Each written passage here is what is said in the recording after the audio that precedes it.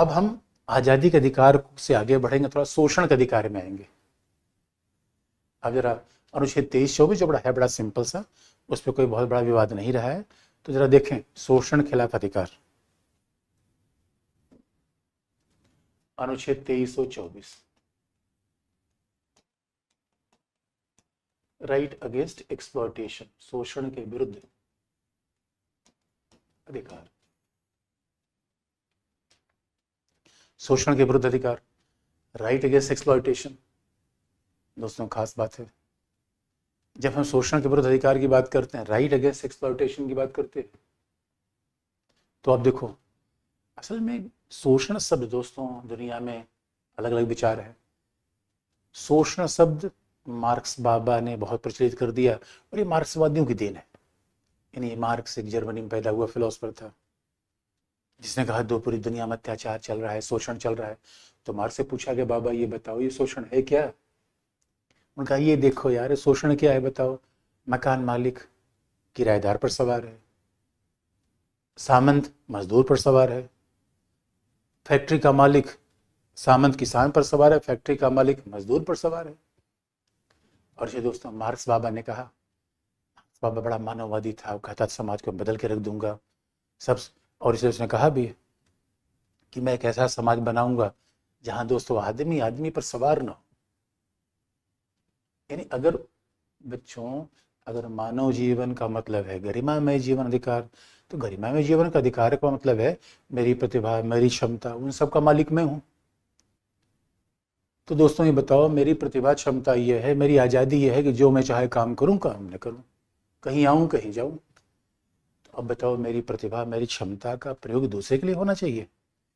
इसलिए मेरे बच्चों बहुत ध्यान देने की बात है, मानव है, हम दास नहीं है। और सच मानो दास कह देना मानव का तो अपमान है, सेवक कह देना मानव का अपमान है। मानव और सेवक, ओ माय गॉड दोस्तों, ना ना ना, ये हो नहीं सकता। इसलिए यकीन मानो, मानव जीवन इतना निराला है। हमारे यहाँ बिस्मिल्लाह खान सनाई वादक थे, और बिस्मिल्लाह खान को अमेरिकी सरकार ने बुलाना चाहती थी कि बिस्मिल्लाह खान साहब जरा आओ, हमारे हमारे बच्चों को सहनाई सिखाओ। बिस्मिल्लाह खान ने कहा गंगा बहाओ। अमेरिकी सरकार ने कहा अरे खान साहब ये क्या बात कर रहे हो, गंगा कैसे बहेगी? तो बिस्मिल्लाह खान ने कहा गंगा नहीं बहेगी तो मैं अमेरिका नहीं जाऊंगा। नहीं दोस्तों क्या बताओ, ये एक मानव था जो फक्कड़ हुआ करता था। मतलब मानव नौकरी के लिए बना है ना ना दोस्तों, ये मानव। अब देखो आजकल तो जीवन में हर आदमी काम कर ले रहा है, इसलिए पहले लोग कहते थे नौकरी ना करी। अरे किसी का चाकर बनना, नौकर बनना दोस्तों, मानव होने का मतलब क्या है? क्या है?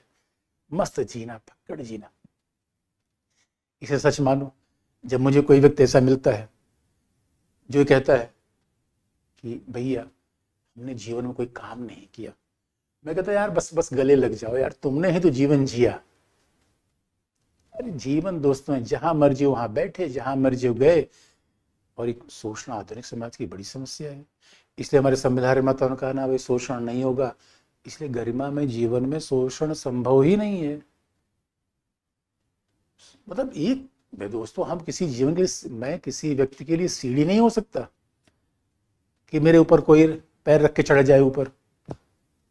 बांस हो सकता है, मैं नहीं हो सकता। ये क्या दर्शन था। इसलिए संविधान निर्माताओं ने क्या कहा, शोषण के विरुद्ध अधिकार। तो शब्द शोषण कितना बड़ा शब्द है। और कई बार तो मुझे दोस्तों दिखता है, एक बार मार्क्सवादी को लेकर गया ताजमहल दिखाने, उनका देखो भाई ताजमहल कैसा है। मार्क्सवादी ने कहा ये ताजमहल है, सफेद संगमरमर में मुझे खून के धब्बे दिखाई दे रहे हैं। मार्क्सवादी दोस्तों सोच कर रहा कि, तो हमने कहा मतलब? उन्होंने कहा अरे भाई ये ताजमहल कैसे बन गया? सोचो पुराने जमाने में मजदूरों के सबके खून पसीने से ताजमहल बन गया। क्या महाराजा ने सबके मजदूरी दी होगी, पैसा दिया होगा? हमने कहा यार बात तो सही कह रहे हो। तो संविधान निर्माताओं ने कहा भैया कोई शोषण नहीं, यही तो बराबरी का अधिकार है। कोई किसी पर सवार नहीं होगा, कोई किसी का मालिक नहीं, सब बराबर। तो हमारे संविधान में तो अनुच्छेद 23 लिखा, और उन्होंने क्या कहा कि शोषण नहीं होगा। कैसा? यानी शोषण कैसा नहीं होगा? न तो मानव दुर्व्यापार होगा, और न ही बेगार होगा, यानी और न ही बलाश्रम होगा। यानी शोषण के 3 रूपों का अनुच्छेद 23 में मना किया गया। पहला, किसी को श्रम करने के लिए बाध्य नहीं किया जाएगा, बाध्यकारी कार्य नहीं लिया जा सकता। बड़ी भाषा में बलात् श्रम, यानी किसी से जबरदस्ती काम करवा लेना, बाध्यकारी नहीं करवा सकते आप। बाध्यकारी, आप किसी मजदूर के पास गए, ये तो फोर्स लेबर कि किसी मजदूर के पास गए, उनका भैया काम करना, उसने कहा नहीं मैं नहीं जाऊंगा, जबरदस्ती उठा लाया उसको, काम कहीं से नहीं करोगे। और अब देखेंगे जब हमारे यहाँ राजा महाराजाओं का जमाना था, सामंतवाद था, तो भाई सामंतवादी लोग जाते थे, लोगों को उठा लेते थे कि चलो हमारे काम करो। जबकि जीवन में गरिमा में जीवन है। अरे भाई मैं जब मेरी इच्छा होगा तब मैं पढ़ाऊंगा, जब मेरी इच्छा होगा तब मैं जाऊंगा, ये मानव जीवन है। अब कोई जबरदस्ती करो, भैया नाचो, अरे भैया कैसे नाचूं, मेरा मन ही नहीं कर रहा है, ये खास बात है। तो बलाश्रम यानी कोई आपसे जबरदस्ती काम नहीं, फोर्स नहीं करेगा कुछ करने के लिए, बाध्यकारी श्रम नहीं होगा, बलाश्रम नहीं होगा, जबरदस्ती आपसे काम नहीं लिया जा सकता, पहली बात। और दूसरा, और दोस्तों फिर बेगार, बेगार का मतलब है आप कहते हैं बेगारी करवा रहा है, तो ये ताजमहल बन गए, इतने बड़े बड़े किले बन गए, सब बेगारी तो करवाया राजा महाराजाओं ने। बेगार का मतलब क्या है, काम करवा के पैसा नहीं देना। बाध्यकारी का मतलब है इच्छा के खिलाफ काम करवाना, इच्छा विरुद्ध, भाई मेरा काम आराम करने कर रहा है, मेरा काम घूमने कर रहा है, और कोई कह रहा है ना हमारा काम करो, इच्छा विरुद्ध कार्य। फिर बेगार का मतलब है कार्य के बाद भुगतान न करना, कार्य के बाद मजदूरी न देना, कार्य के बाद मजदूरी न देना है बेगार है। और कहा गया मानव दुर्व्यापार, और तो खास बात है, तो कितना बड़ा शब्द है, तो हमेशा शब्दों को इत्मीनान समझिए, एक एक शब्द के बड़े मर्म है दोस्तों। इसलिए हमारा संविधान है कितना बड़ा दर्शन लाता है, इतना बड़ा नजरिया लाता है, ह्यूमन इन ट्रैफिकिंग। खास बात है दोस्तों, हर चीज दुनिया में खरीदी बेची जा सकती है, और कई बार हम मार्केट में जाते हैं, हर चीज में प्राइस टैग होता है कि भैया प्राइस क्या है। मानव पर आज तक कोई प्राइस नहीं लेता, आपने कभी नहीं देखा भाई एक्स आदमी इतने बिक रहा है, मानव पर कभी प्राइस नहीं लगता। और बड़े फक्कड़ उक्कड़ किस्म के लोग होते हैं, कहीं नौकरी करते नहीं, क्या भैया अपना पैसा रखो, हम नहीं आने वाले। और मानव दुर्व्यापार का मतलब है, इसलिए मानव का व्यापार तो हो ही नहीं सकता, मानव का केवल दुर्व्यापार हो सकता है। मानव व्यापार तो मानव होने का अपमान है, यानी खरीदना बेचना वस्तु का संभव है दोस्तों, मानव का नहीं। आपने कभी 3 इडियट देखा होगा, कभी 3 इडियट मूवी आप देखिएगा, तो उसमें करीना कपूर का उसका प्रेमी घड़ी दे रहा है, वो घड़ी गायब हो गई, उसने कहा तुमने घड़ी गायब करवा दी, इतनी महंगी घड़ी थी, इतनी महंगी घड़ी थी। करीना कपूर ने कहीं से घड़ी उसको मिल गई, और घड़ी उसने वापस देकर कहा गधे ले, घड़ी के लिए दूसरा हाथ ढूंढ ले। इसलिए दोस्तों मानव को वस्तु से आप कैसे रिप्लेस कर देंगे। तो संविधान निर्माताओं ने कहा था मानव दुर्व्यापार नहीं होगा, तो उसका उच्चतम न्यायालय ने क्या मतलब निकाला, मानव दुर्व्यापार नहीं होगा, इसका मतलब है उसमें कहीं ना कहीं वेश्यावृत्ति को भी समाप्त करने की बात थी। हमारे यहाँ तो आज़ादी के पहले एक देवदासी प्रथा थी, जहाँ मंदिरों में कुंवारी महिलाओं को, अविवाहित महिलाओं को रखा जाता था, ये भी समाप्त करने का प्लान था। और मानवीय अंगों का दुर्व्यापार, कई बार आप सुनते हो दोस्तों, किडनी का अवैध लेन देन, मानवीय अंगों का दुर्व्यापार, ये सब मानवीय दुर्व्यापार में शामिल कर लिए गए, और इन सबको प्रतिबंधित किया गया। और एक खास बात है, आप कहोगे सर ये बताओ कि ठीक है बाध्यकारी श्रम नहीं होगा, बेगार नहीं होगा, मानवीय दुर्व्यापार नहीं होगा, लेकिन अनुच्छेद 23 इतनी बात लिख देने से हो जाएगा? तो नहीं दोस्तों, इसलिए इसके लिए अनुच्छेद 23 में फिर लिखा गया कि राज्य के द्वारा विधि का निर्माण किया जाएगा। इसे राज्य ने अलग अलग विधियों का निर्माण करके बता दिया, राज्य ने अलग अलग विधियों का निर्माण करके बता दिया कि भैया ये सब नहीं होगा। Separation of immoral trafficking act बनाया गया, संसद ने बनाया। इसलिए कई हमारे से फंडामेंटल राइट हैं जिनको जमीन पर लाने के लिए, क्रियान्वित करने के लिए संसद के विधि के निर्माण की आवश्यकता पड़ती है। संसदीय विधि बनेगी तब ये क्रियान्वित होंगी। संसदीय विधि बनेगी तभी क्रियान्वित होंगे। ये मामला आ गया अनुच्छेद 23 का। लेकिन अब एक बात, अनुच्छेद 23 में थोड़ा सा रिस्ट्रिक्शन लगा दिया गया, और वैसे अब देखेंगे शोषण के रूप को उच्चतम न्यायालय ने बढ़ा दिया। अगर आपको याद होगा तो वही आपको एशियाड वर्कर केस में बताया था, ये बात फिर याद रखिएगा। न्यायालय ने एशियाड वर्कर्स केस में बताया था निर्धारित दर से कम मजदूरी देना भी शोषण है, तो शोषण का अधिकार बढ़ा दिया। आपको याद होगा 21 में मैंने आपको ये भी बताया था, विशाखा केस में, विशाखा केस में मैंने बताया था बच्चों, यानी सेक्सुअल हैरेसमेंट भी शोषण है। अब देखिए यही समाज में महिलाओं के प्रति जागरूकता बढ़ रही है। इसका मतलब शोषण दोस्तों यही नहीं कि किसी 4 घंटे के बजाय 8 घंटे काम करा लेना, काम करा के पैसा ना देना, और किसी का खून ले लेना, ये सब शोषण हो सकते हैं। किसी महिला पर आपत्तिजनक शब्द का प्रयोग कर देना, ये भी तो शोषण है। धीरे धीरे उच्चतम न्यायालय ने शोषण का दायरा बढ़ा दिया। यानी ये बात हमने अनुच्छेद 21 में आपको बता रखी थी। इसलिए 21 तो जीवन का अधिकार होगा दोस्तों, शोषण उसमें खत्म करिए।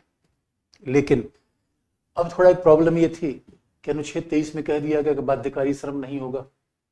लेकिन दोस्तों सेकेंड वर्ल्ड वॉर के बाद, द्वितीय विश्व युद्ध के बाद एक बड़ी घटना हुई थी, और द्वितीय विश्व युद्ध के बाद देखा गया कि जब सेकेंड वर्ल्ड वॉर हो गया तो यूरोप और अमेरिका को ऐसे लोगों की आवश्यकता पड़ी जो 18 वर्ष के ऊपर के थे, और ऐसा लगा कि भाई इनको तो लिया जाए, नहीं तो पूरे समाज में काम कौन करेगा। सैनिक लड़ने चले गए, बहुत सारे लोगों को आगे लाना पड़ा। तब ऐसा सरकार को आदेश देना पड़ा कि भाई हम जो कह रहे हैं वो भी काम करो। जरा सोच के देखिए, कल के लिए इंडिया चाइना वॉर हो जाए और उस परिस्थिति में राज्य कहे कि भैया अब कुछ लोगों को हमें ये काम करना है, तो आप कहोगे सर ये तो बाध्यकारी, हमसे जबरदस्ती राज्य काम करवा लेगा क्या। इसलिए अनुच्छेद 23 में भी एक अपवाद रखा गया, और खास तौर पर बलात् श्रम का। तो बाध्यकारी का मतलब है आपसे जबरदस्ती कोई काम नहीं करवाया जाएगा, कोई फोर्स लेबर नहीं करवाया जाएगा। इसके लिए बाकायदा एक अपवाद संविधान निर्माताओं ने रख दिया। और संविधान निर्माताओं ने क्या किया, अनुच्छेद 23 का क्लॉज 2 बनाया, और उसमें कह दिया गया कि यदि अनुच्छेद 23 का क्लॉज 2 बनाया गया, जिसमें एक एक्सेप्शन रख दिया गया, और उसमें यह भी कह दिया गया, वैसे आप देखेंगे हमारे यहाँ कैसे चीजें बदल गई। 2016 में 10 संसद का एक विधि आया कि दिव्यांगों के लिए अलग प्रावधान किया गया। तो धीरे धीरे चीजें आगे बढ़ती गई। इसलिए कहा भी जाता है हमारा संविधान सामाजिक न्याय पैदा करने का दस्तावेज है, समाज बदलने का दस्तावेज है। तो सारे प्रावधान रोके, सारे जो नकारात्मक चीजें थी हटाने का प्रयास किया गया। तो क्लॉज 2 ऑफ आर्टिकल 23 में कहा गया कि यदि राज्य के द्वारा सार्वजनिक हित में, बात ध्यान में रखने की है, यदि राज्य के द्वारा सार्वजनिक हित के लिए कोई अनिवार्य सेवा, यानी बात ध्यान में रखने की है, यानी सार्वजनिक हित होना चाहिए, व्यक्तिगत हित नहीं। राज्य के द्वारा सार्वजनिक हित के लिए कोई अनिवार्य सेवा लागू की जा रही है उसके लिए, तो उसे बाध्यकारी श्रम नहीं माना जाएगा। बात ध्यान रखने की है। लेकिन लेकिन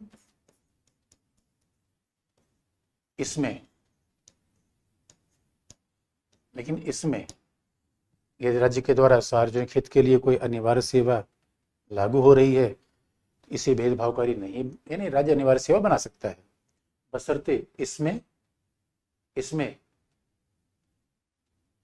व्यक्तियों के साथ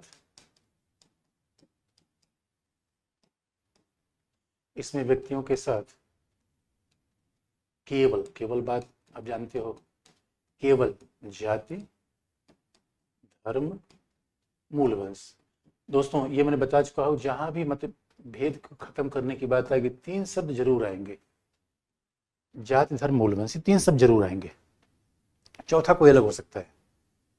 तो इसमें व्यक्तियों के साथ केवल जात, धर्म, मूल वंश या वर्ग के आधार पर भेदभाव नहीं होगा।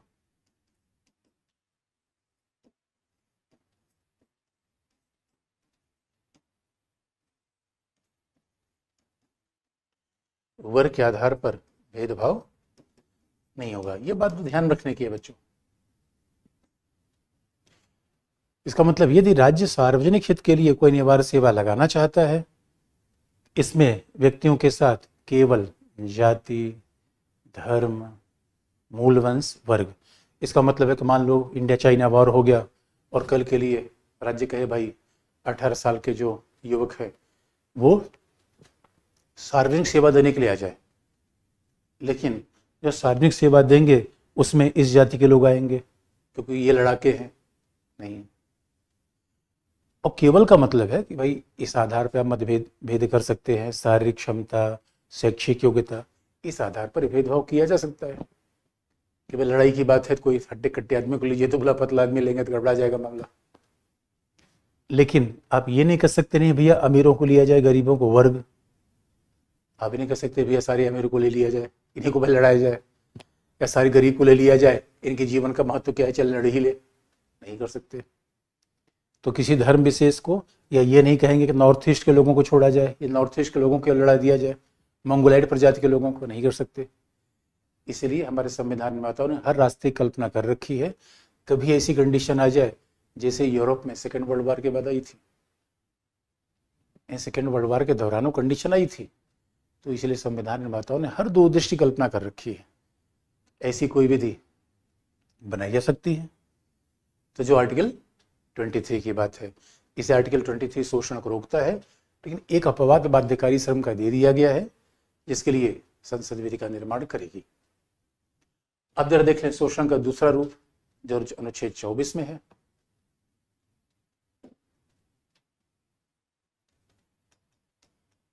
शोषण के विरुद्धाधिकार जो आर्टिकल 24 में है।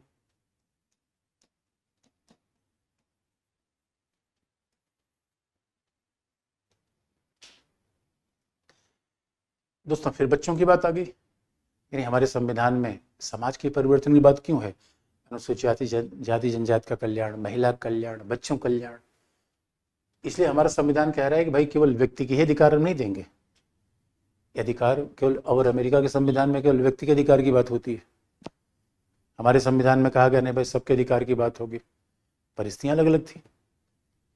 इसलिए शोषण के विरुद्ध अधिकार में अनुच्छेद 24 में कहा गया कि 14 वर्ष से कम उम्र के बच्चों को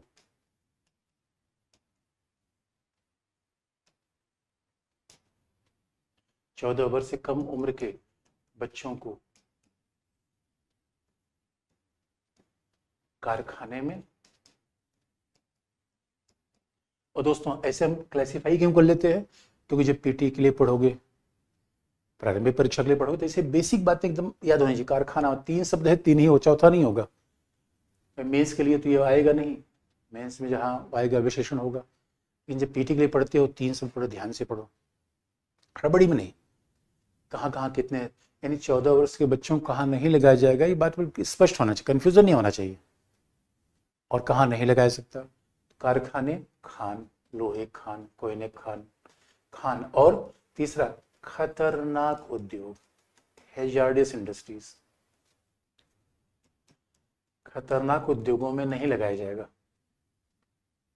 अभी यह खास बात है, 14 वर्ष से कम उम्र के बच्चों को इन 3 जगहों पे नहीं लगाया जाएगा। अब दोस्तों, और आप जानते हो चाहे अनुच्छेद 23 हो चाहे 24 हो, अब सवाल है खतरनाक उद्योग कौन होंगे, इसके लिए कोई कानून तो बनना चाहिए। इसे 23 और 24 तभी लागू होगा जब संसद कोई विधि बनाएगी।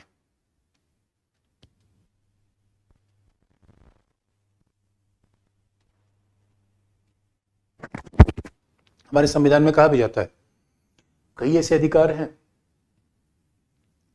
जो विधि को जांच करते हैं, 14, और कई ऐसे अधिकार हैं जो कह रहे हैं भाई ये विधि बनाओ इसको लागू करने के लिए, क्योंकि लैंग्वेज ऐसी है खतरनाक उद्योग। अब संसद की विधि बनानी पड़ेगी तभी तो पता चलेगा कौन सा उद्योग खतरनाक है, शीशे वाला है कि लोहे वाला है। खान तो ठीक है कि लोहे खान, कोयले खान। कारखाने, अरे कारखाने भी कई हैं, बीड़ी कारखाना है, कारखाने भी कई प्रकार के होते हैं, चूड़ी बनाने कारखाना है। इसलिए कहा गया कि भाई पहले राज्य कानून बनाएगा। तो राज्य ने कानून बनाया 86 में। और सच मानो दोस्तों, सच मानो दोस्तों, कहा तो जाता है कि बच्चों को तो काम करना नहीं चाहिए। 14 वर्ष की उम्र के बच्चों को यहाँ नहीं, कहीं नहीं काम करना चाहिए। वे बचपन तो देश का भविष्य होता है। और इसलिए आप देखोगे बच्चों को काम कराना मानवाधिकार का उल्लंघन है। इसे यूरोप देशों में जो जो देश अमीर है, विकसित है, वहाँ बच्चे देखो दोस्तों, शरीर के हिसाब से व्यक्ति काम करना चाहिए। और बचपन का उम्र काम करने के लिए नहीं होता। अरे बचपन में जब काम करा लोगे तो व्यक्ति का विकास होगा, क्या होगा, बच्चों को हमने काम करा लिया तो हमने भविष्य को, देश के भविष्य के विकास को रोक दिया। लेकिन इस अधिनियम में प्रॉब्लम ये थी, प्रॉब्लम संविधान में जो लिखा गया उसमें एक प्रॉब्लम ये आ रही है कि आप कहोगे सर ये बताओ 14 वर्ष से कम उम्र के बच्चे, तो भाई बड़े और बच्चों के बीच का फर्क 18 वर्ष है। 18 वर्ष के ऊपर बड़ा, 18 वर्ष के नीचे भाई जो 22 के नीचे उसी को बच्चा मान लीजिए। अब सवाल है कि 14 से 18 वर्ष के बीच के लोगों को ऐसा काम कराया जाए, पहला सवाल। और क्या 3 उद्योग के अलावा क्या बच्चों को चाय की दुकान पर लगा लिया जाए, कालीन की दुकान पर लगा लिया जाए? दूसरी कठिन चुनौती आती है। इसलिए दोस्तों यहाँ पर एक समस्या आई, तो सही मायने बाल श्रम होना नहीं चाहिए। और अब तो सरकार देखिए बाल श्रम बनाने को लेकर कितनी संजीदा है। और अनुच्छेद 24 को ऐसे मत पढ़ो, 24 को आर्टिकल 21A के साथ पढ़ो। अरे बच्चे स्कूल में होने चाहिए, इसलिए आर्टिकल 21A लाया गया कि बच्चों को स्कूल में रखेंगे। 14 वर्ष से कम के बच्चे स्कूल में रहेंगे, खानों में नहीं, कारखानों में नहीं। तो सरकार तो लगातार प्रयास कर रही है, लेकिन चाइल्ड लेबर एक्ट जो 1986 के चाइल्ड लेबर एक्ट था, उसमें थोड़ा संशोधन किया गया। और उसमें फिर संशोधन करके ये कहा गया कि देखो भाई एक और कैटेगरी बनाई गई, 14 वर्ष से 18 वर्ष के बीच जो लोग होंगे उन्हें किशोर कहा जाएगा। न तो बच्चे हैं न बड़े हैं।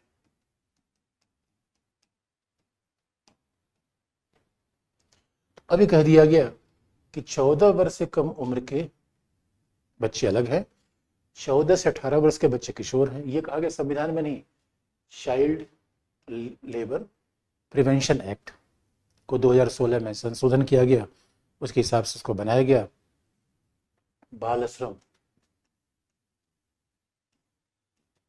उन्मूलन अधिनियम में संशोधन किया गया। और कहा गया कि भाई देखो 14 वर्ष से 18 वर्ष के किशोर है वो केवल 3 के अलावा बाकी उद्योगों में काम कर सकते हैं। ये 3 में काम नहीं करेंगे, बाकी में काम करेंगे। तो कह दिया गया भाई किशोर तो ये 3 में काम करेंगे, कारखानों में, सॉरी कारखानों के अलावा, खानों के अलावा, तो 3 के अलावा और कहीं काम कर सकते हैं। तो ये बात तो स्पष्ट कर दी गई, क्योंकि ये पहले समस्या थी कि भाई क्या 14 वर्ष से 18 वर्ष के बच्चों को कहीं भी काम पे लगा दिया जाए। तो कहा गया नहीं, 14 किशोरों को भी इन 3 जगह नहीं लगाया जा सकता, और 14 वर्ष से के नीचे लगाने का सवाल ही पैदा नहीं होता। तो ये बात स्पष्ट कर दी गई ये चाइल्ड लेबर एबोलिशन एक्ट में। दूसरी बात, और इसी एक्ट में ये कहा गया कि 14 वर्ष से कम उम्र के बच्चों को, 14 वर्ष से कम उम्र के बच्चों को किसी भी उद्योग में काम पर नहीं लगाया जाएगा, किसी भी कार्य में नहीं लगाया जाएगा। न तो चाय की दुकान पर, किसी भी कार्य में नहीं लगाया जाएगा। जो 14 वर्ष से कम उम्र के बच्चों को तो किसी काम में लगाया ही नहीं जाएगा। तो ये बात स्पष्ट कर दी गई, क्योंकि यहां था भाई ये बात दोनों अस्पष्ट था इस अनुच्छेद 24 से। तो ये दोनों बात अनुच्छेद 24 को विस्तार कर दिया गया और कह दिया गया 14 वर्ष से कम उम्र के बच्चों को किसी भी काम में नहीं लगाया जाएगा। लेकिन एक अपवाद बनाया गया, यानी न चाय की दुकान पर, न कपड़े की दुकान पर, न कालीन की दुकान पर। बस उसमें एक थोड़ा एक्सेप्शन ही बनाया गया कि बस घरेलू काम में, मान लो किसी के घर में छोटी सी दुकान है, किसी के घर में कोई घरेलू कार्य पर उन्हें लगाया जा सकता है। तो दोस्तों किसी के पास छोटी दुकान है, तो अगर बच्चा वहाँ 1-2 घंटे बैठ गया, इसे बाल श्रम नहीं माना जाएगा। और इसीलिए दोस्तों हमारे यहाँ तो बाल श्रम लगातार लगभग ख़त्म ही है, प्रयास चल रहा है, लेकिन कई बार अब देखो दोस्तों, बाल श्रम के नाम पर हमारे यहाँ बड़ी पॉलिटिक्स हो जाती है। तो कई बार तो बाल श्रम के नाम पर कई लोगों ने विदेशी राज्यों को ये सब भेज दिया कि भारत में बाल श्रम का प्रयोग होता है, और हमारे सारे कालीन यूरोप ने बैन कर दिए, तो बड़ा आर्थिक नुकसान होगा। अरे बच्चों, अगर पिता की स्थिति अच्छी होगी तो बच्चों को पढ़ाएगा नहीं, तो बच्चों की स्थिति करने से पहले पिता की स्थिति अच्छी करो। लेकिन बड़ा दुर्भाग्य का मामला है, इसे चंद्रशेखर उस समय प्रधानमंत्री थे, और उन्होंने तो बचपन बचाओ आंदोलन के मुखिया कैलाश सत्यार्थी को इस बात से बड़ी नाराजगी व्यक्त की थी। उन्होंने कहा भाई अब देखो, आप तो भारत के कालीन उद्योग को चौपट कर रहे हो। तो भारत की थोड़ी मजबूरी है, जैसा दोस्तों हम यूरोप जैसे नहीं हैं, हमारी समस्याएं थोड़ी अलग हैं। फिर भी आप देखोगे कि बाकायदा आज तो बाल श्रम के बारे में न्यायालय के लगातार निर्णय आ रहे हैं, और 2002 में MC मेहता केस में तो अभी तो आप देखोगे पोक्सो आ गया है। तो बाल MC मेहतावाद में तो उच्चतम न्यायालय ने यहाँ तक कह दिया कि बाल श्रम को हटाने के लिए एक बाकायदा एक पुनर्वास कोष बनना चाहिए। बाल श्रम को हटाया जाए, हर डिस्ट्रिक्ट में एक बाल श्रम पुनर्वास कोष होना चाहिए।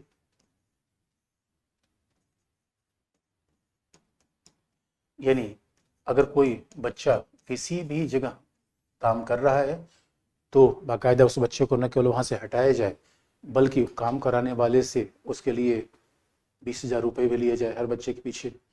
फिर वहाँ उन्हें बाल पुनर्वास कोर्स बनाया जाए, उनको पढ़ाई लिखाया जाए, उनको आगे बढ़ाया जाए। और आर्टिकल राइट एजुकेशन एक्ट ही है कि 6 से 14 साल तक के बच्चों को निःशुल्क शिक्षा दी जाए। तो ये सारे प्रावधान बाकायदा संविधान में नहीं थे, लेकिन उच्चतम न्यायालय के निर्णय के बाद अब इसको आगे बढ़ाया दिया जा रहा है। और इसीलिए अब देखो, आज तो हमारे यहाँ बच्चों के कल्याण पर सरकार लगातार बल दे रही है। तो ये है अनुच्छेद 24। इसका मतलब है शोषण किसी भी रूप में बर्दाश्त नहीं किया जाएगा, और धीरे धीरे अधिकारों का दायरा भारत में आगे बढ़ा।